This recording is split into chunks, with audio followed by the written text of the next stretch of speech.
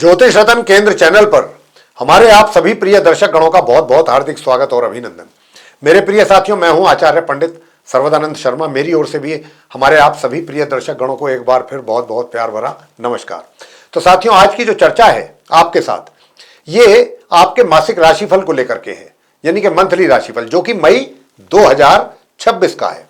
और इस मई 2026 के मंथली राशिफल के माध्यम से आज इस चर्चा के दौरान हम ये जानने की कोशिश करेंगे कि जो आप हमारे वृषभ लगन राशि के जातक हैं, उनका ये मई 2026 कैसा रहने वाला है। यानी कि आपके कार्य क्षेत्र को लेकर के, यानी कि अगर आप रोजगार में हैं या व्यापार में हैं तो वहां के हालात कैसे रहेंगे, धन के आगमन की स्थिति कैसी रहेगी, धन का संचय की स्थिति कैसी रहेगी, और इसके साथ साथ आपका प्रेमी जीवन कैसा रहेगा, सुख सुविधाएं का कितना लाभ ले पाएंगे या नहीं ले पाएंगे, और वैवाहिक जीवन कैसा रहेगा, पारिवारिक जीवन कैसा रहेगा, और आपकी अगर आप स्टूडेंट्स हैं, चाहे नॉर्मल एजुकेशन ले रहे हैं या हायर स्टडीज कर रहे हैं, तो स्थिति कैसी रहेगी इस महीने। संतान के द्वारा माता पिता को किस प्रकार के रिजल्ट्स मिलने की संभावना अधिक रहेगी। तो साथियों, स्वास्थ्य कैसा रहेगा, ये सारी चर्चाएं होंगी। और अंत में कुछ छोटे छोटे से उपाय भी जरूर देंगे, ताकि कहीं पर अगर नकारात्मक परिणामों की प्राप्ति के भी योग बने, कुछ अशुभ ग्रहों के कारण या कुछ कमजोर ग्रहों की स्थिति के कारण, तो वो भी आपको उसका भी सामना करना ना पड़े, और आपका ये महीना मई 2026 उन छोटे छोटे से उपायों को श्रद्धापूर्वक करके बहुत आसानी से खुशी खुशी निकल जाए। तो साथियों, आइए, जब भी हमारे जीवन में अच्छे या बुरे परिणामों की प्राप्ति होती है, वो हमारे ग्रहों के द्वारा ही होती है। अगर ग्रहों की स्थिति आसमान में हमारे लिए फेवरेबल है तो अच्छे परिणाम प्राप्त होंगे, फेवरेबल नहीं है तो फिर अच्छे परिणामों की प्राप्ति में कमी रहेगी या अशुभ परिणामों की प्राप्ति होगी। तो अब इस मई में ग्रहों की स्थिति कैसी रहने वाली है, आइए संक्षेप में पहले ये बता दें। ये सिर्फ हम इसलिए बताया करते हैं आप लोगों को कि ताकि हमारे जातकों को ये पता लग सके कि भाई ये इतने जो 9 के 9 ग्रह हैं, इनमें कौन सा ऐसा ग्रह रहेगा मई के महीने में जो हमारे वृषभ लगन राशि के जातकों को फेवर करेगा, या कौन सा ऐसा रहेगा जो नहीं करेगा। तो कम से कम आप उपाय जब हम आपको अंत में बताते हैं, जो कि अशुभ ग्रह होता है उसके लिए, उसके दोषों को दूर करने के लिए, ताकि आप उन उपायों को श्रद्धा के साथ कर सकें, छोटे छोटे उपायों को, और उसका लाभ प्राप्त कर सकें। सिर्फ यही उद्देश्य है ग्रहों की स्थिति से अवगत कराने का, और दूसरा कोई नहीं। तो आइए साथियों, चर्चा को आगे बढ़ाएं, लेकिन उससे पहले एक छोटा सा निवेदन आपसे रहेगा, और वो ये कि अगर आप अभी हमारे इस चैनल पर नए हैं तो आप हमारे ज्योतिष रतन केंद्र चैनल को भी सब्सक्राइब जरूर कर लीजिए, क्योंकि आने वाले दिनों में जो भी वीडियोस हमारे इस एस्ट्रोलॉजी से रिलेटेड टॉपिक्स पे बनेंगे, ताकि वो आसानी से आप तक पहुंच पाएं और उन सभी जानकारियों का लाभ आपको समय पर भी मिल सके। साथियों, आज सबसे पहले आइए ग्रहों की स्थिति से आपको अवगत कराते हैं। ठीक मेरे पीछे स्क्रीन पर चार्ट डिस्प्ले हो रहा है, आप वृषभ लगन राशि के जो जातक हैं उनका है ये चार्ट, यानी कि जिनका टॉरस असेंडेंट है। और जहां पर 1 नंबर लिखा हुआ है चार्ट में, ये मेष राशि है मंगल की। यहां पर सूर्य और बुध एक साथ बैठे हुए देख रहे हैं आप। तो सूर्य तो यहां माह के आरंभ से ही है, लेकिन रहेंगे सिर्फ यहां 15 मई तक, 15 दिन इस घर में।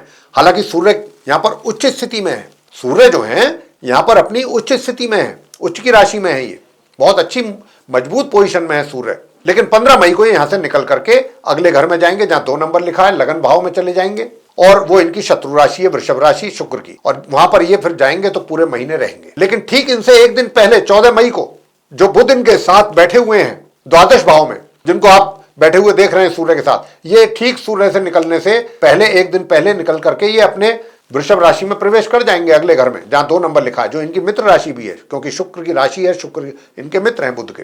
हालांकि जब ये यहां पर जाएंगे तो मार्गी और अस्तवस्था में जाएंगे, और ये 25 मई को जाकर के वहां पश्चिम में उदित होंगे, और 29 मई को ये यहां से फिर निकलेंगे अपनी मित्र राशि से, राशि परिवर्तन करते हुए। और जब ये यहां से निकलेंगे तो ये अगले घर में जाएंगे मिथुन राशि में, जो इनकी अपनी स्वयं की राशि है। ये बुध की स्थिति रहेगी, सूर्य बुध की स्थिति हमने आपको बता दी। अब शुक्र की बात करते हैं। शुक्र को अभी आप बैठा हुआ देख रहे हैं कहां, लगन भाव में, अपनी स्वयं की राशि वृषभ में। मालव्य योग बनाया हुआ राजयोग, पंच महापुरुष का योग होता है, बड़ा बलिष्ठ राजयोग होता है, ये बहुत मजबूत राजयोग मालव्य योग। तो शुक्र यहां पर मालव्य योग बना रहे हैं, लेकिन ये भी यहां पर 1 तारीख से 14 मई तक ही रहेंगे। 14 मई को ये यहां से निकलेंगे राशि परिवर्तन करते हुए मार्गी उदित अवस्था में, और जाएंगे अगले घर में जहां 3 नंबर लिखा हुआ है, मिथुन राशि है बुध की, जो कि इनकी मित्र राशि भी है। तो वहां पर इनका प्रवेश हो जाएगा। वहां पर जब इनका प्रवेश होगा तो वहां इनको बृहस्पति गुरु जो है उनका साथ मिलेगा। हालांकि शुक्र तो बृहस्पति को न्यूट्रल मानते हैं, ना शत्रु ना मित्र, लेकिन बृहस्पति शुक्र को अपना शत्रु मानते हैं, तो यह भी बात देखने वाली है। तो यहां 2 गुरु एक साथ होंगे 14 मई से माह के अंत तक। तो ये शुक्र की बात हुई। मंगल की बात कर लेते हैं। अभी मंगल शनि के साथ बैठे हुए हैं, कहा मीन राशि में एकादश भाव में, लेकिन मंगल भी जो है 11 मई को अपना राशि परिवर्तन कर रहे हैं। वो यहां से निकलेंगे अपनी मित्र राशि मीन से और अपने समग्रह शनि को छोड़ते हुए यहां से जाएंगे। और कहां जाएंगे? अपने स्वयं के घर में जाएंगे, द्वादश भाव में, जहां उनकी मेष राशि 1 नंबर लिखा हुआ है। 11 तारीख को वहां चले जाएंगे। 11 तारीख से लेकर 14 तक इनका अपने शत्रु ग्रह बुध के साथ संबंध बनेगा और 15 तारीख तक अपने मित्र ग्रह सूर्य के साथ इनका संबंध वहां बनेगा। जब सूर्य और बुध दोनों चले जाएंगे 14 और 15 मई को, तो मंगल वहां अपने घर में अपनी राशि में मार्गी उदित अवस्था में पूरे माह बने रहेंगे 11 मई से। शनिदेव की बात करते हैं। शनिदेव जो है अभी मीन राशि में है, एकादश भाव में, ये मार्गी उदित अवस्था में पूरे माह इसी प्रकार बने भी रहेंगे। राहु की बात करें, राहु जो है जहां 11 नंबर लिखा है, ये कुंभ राशि है शनिदेव की, तो राहु यहां पर बने रहेंगे इसी कुंभ राशि में पूरे माह इसी प्रकार, क्योंकि ये इनकी मित्र राशि है। आगे बात करते हैं केतु की। केतु जो है ये अपने शत्रु राशि में बने हुए हैं, बने रहेंगे पूरे माह इसी प्रकार, ये भी कहीं नहीं जाने वाले। तो साथियों ये है ग्रहों की स्थिति। हालांकि यहाँ काल्प सर्प योग भी बन रहा है। काल्प सर्प योग से लोग बहुत भयभीत हो जाते हैं, घबरा जाते हैं, परेशान हो जाते हैं, चिंतित हो जाते हैं कि ये काल्प सर्प योग, लेकिन मैं कहूंगा साथियों काल्प सर्प योग से परेशान होने की आवश्यकता नहीं है। बस करना क्या है? परिश्रम पर अपना ध्यान देना है। परिश्रम करेंगे तो रिजल्ट्स आपके अपने होंगे, अपनी मुट्ठी में होंगे। बस इतना मान लीजिए, ये है वो काल्प सर्प योग। इसका ये मतलब है, डेफिनेशन ये है। ये मेहनत कराएगा, संघर्ष कराएगा, लेकिन रिजल्ट्स भी फ्रूटफुल देगा। तो आइए एक एक करके अब आपके भिन्न भिन्न क्षेत्रों में बात करते हैं, इन ग्रहों के कारण किस प्रकार के रिजल्ट्स आपको मिलेंगे। सबसे पहले आपके कार्य क्षेत्र की बात होगी, यानी कि अगर आप व्यापार करते हैं या रोजगार करते हैं तो उसमें से कौन सा जो भी आप करते हैं उसमें कैसे हालात रहेंगे आपके लिए इस मई 2026 में। साथियों ये कुछ इस प्रकार का महीना है या आगे भी जो आने वाला समय है आप वृषभ लग्न राशि के जातकों के लिए, कि देखिए यहां पर कोई भी डेवलपमेंट आपकी करियर में जो होगी वो सडन होगी, सडन डेवलपमेंट। और शनि का घर है ये, राहु बैठे हैं, अचानक कोई भी फायदा आपको एकदम दिलाएंगे, पहले से जिसका आपको कोई पता ना हो, कोई मालूम ना हो, अचानक ही कोई डेवलपमेंट होगी। लेकिन वो डेवलपमेंट ऐसी होगी जो आपके फायदे की होगी, आपके लाभ की होगी। मान लीजिए अचानक पदोन्नति हो गई या अचानक कहीं आपकी मनचाही जगह ट्रांसफर हो गया, कुछ इस तरीके के हालात बनेंगे।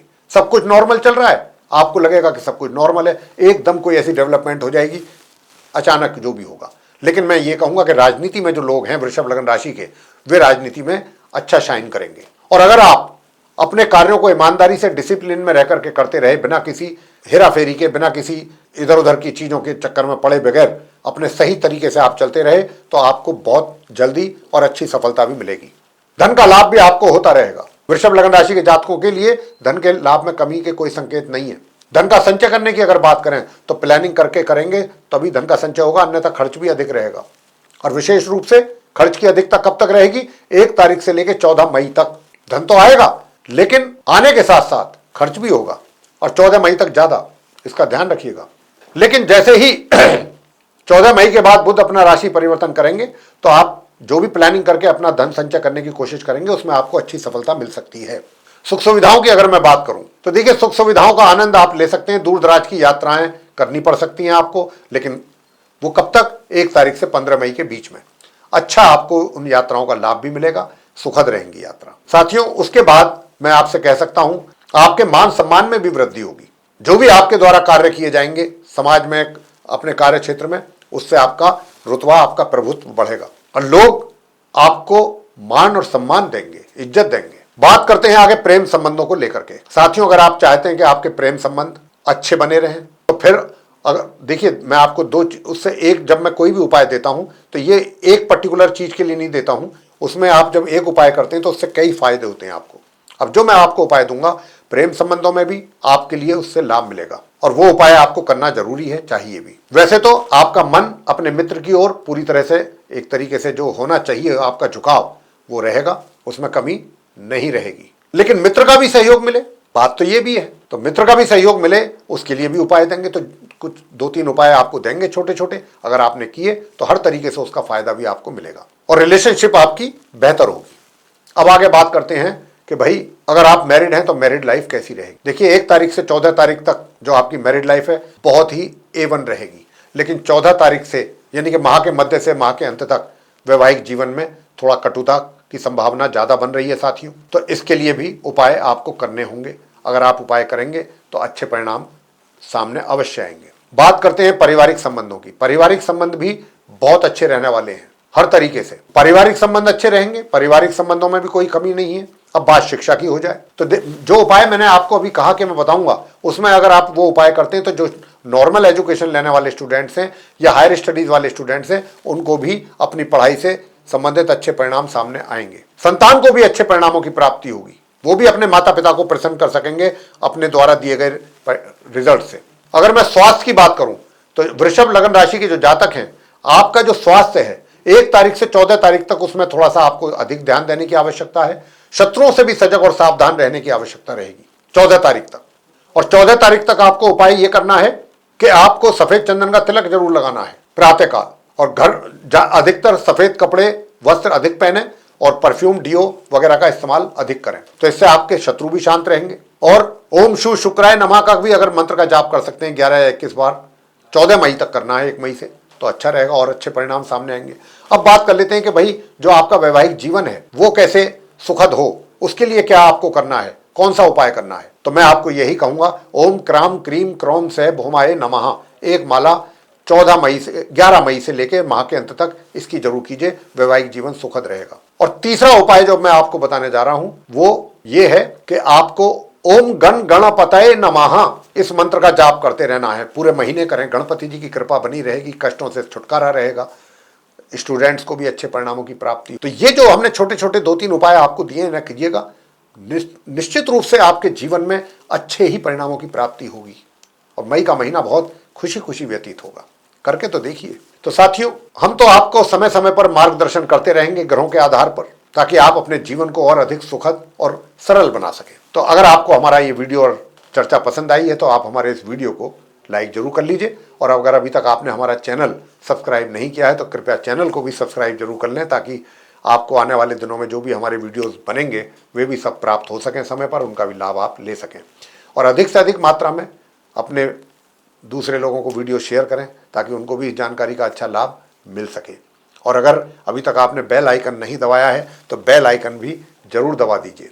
तो साथियों, इसी के साथ अब हम इस कार्यक्रम को यहाँ समाप्त कर रहे हैं और अपने आप सभी जो हमारे प्रिय दर्शक गण हैं उनसे लेंगे इजाजत। आप सभी का सहृदय बहुत बहुत धन्यवाद। जय माता दी।